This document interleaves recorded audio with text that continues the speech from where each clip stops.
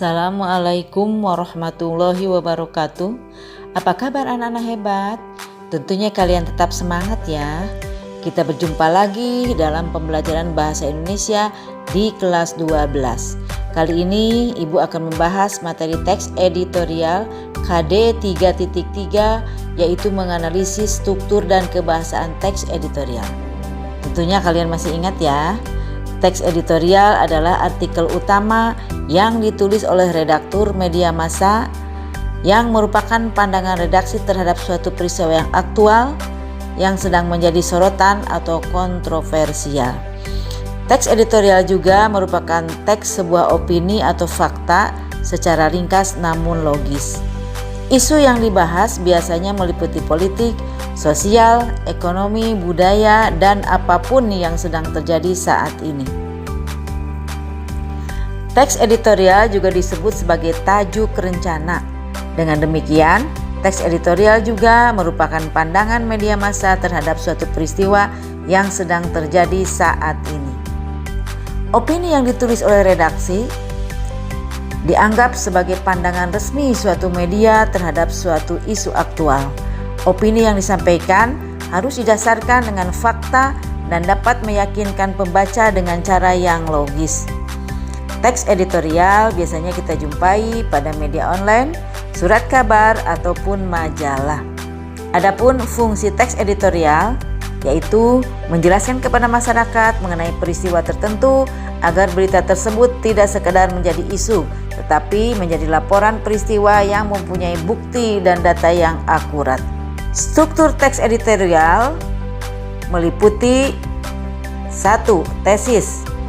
Pengenalan isu merupakan bagian pendahuluan teks editorial. Fungsinya adalah mengenalkan isu atau permasalahan yang akan dibahas dalam bagian berikutnya. Isi tesis mengangkat informasi yang sedang hangat diperbincangkan di masyarakat. 2. Argumentasi.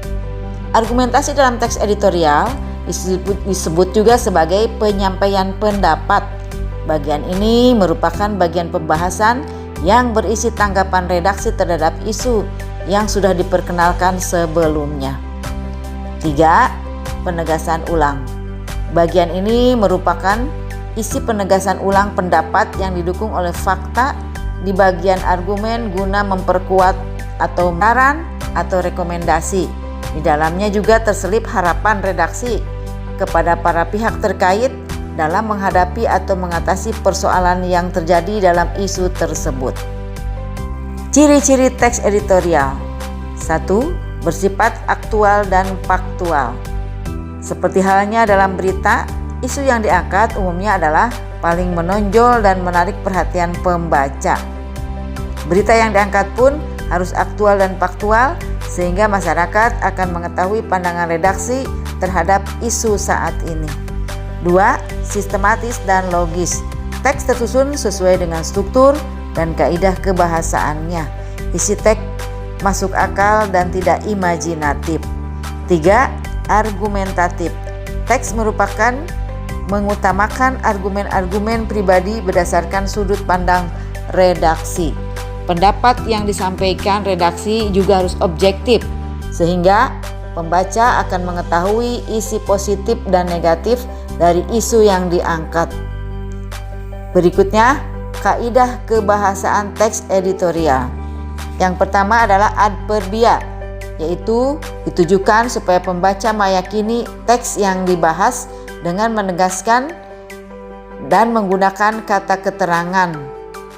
Kata yang umumnya digunakan yaitu selalu, biasanya, sering, kadang-kadang, sebagian besar, dan sebagainya.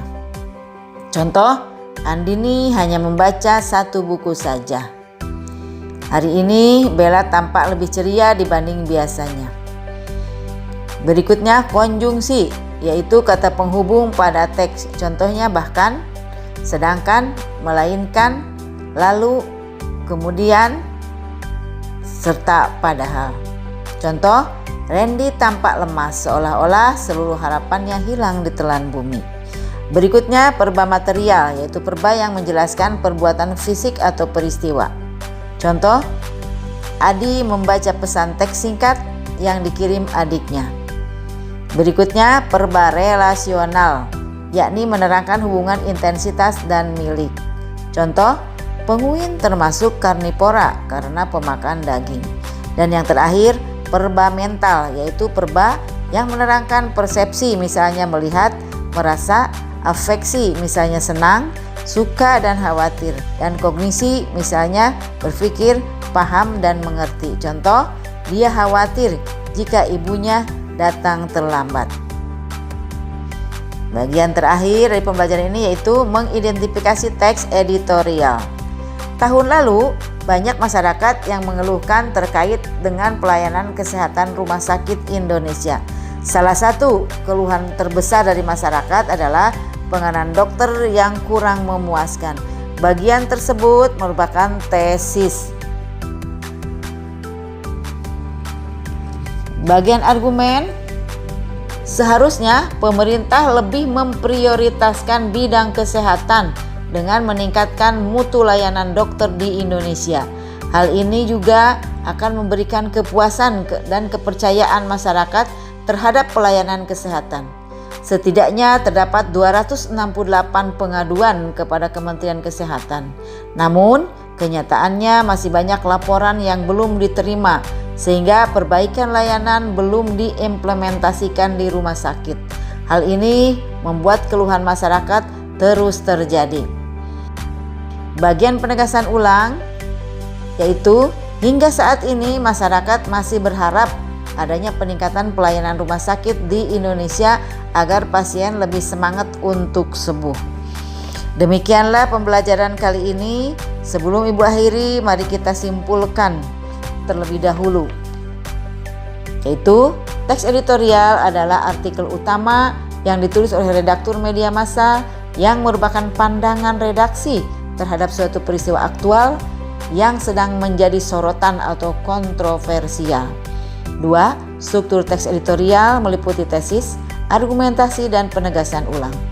Fungsi teks editorial menjelaskan kepada masyarakat mengenai peristiwa tertentu agar berita tersebut tidak sekadar menjadi isu, tetapi menjadi laporan peristiwa yang mempunyai bukti dan data yang akurat.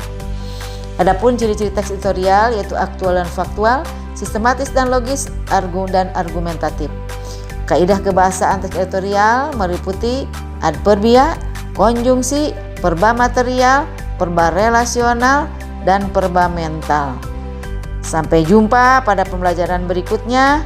Kita tutup dengan doa kafaratul majlis. Subhanakallahumma wa bihamdik, asyhadu an la ilaha illa anta, astaghfiruka wa atubu ilaik. Wassalamualaikum warahmatullahi wabarakatuh.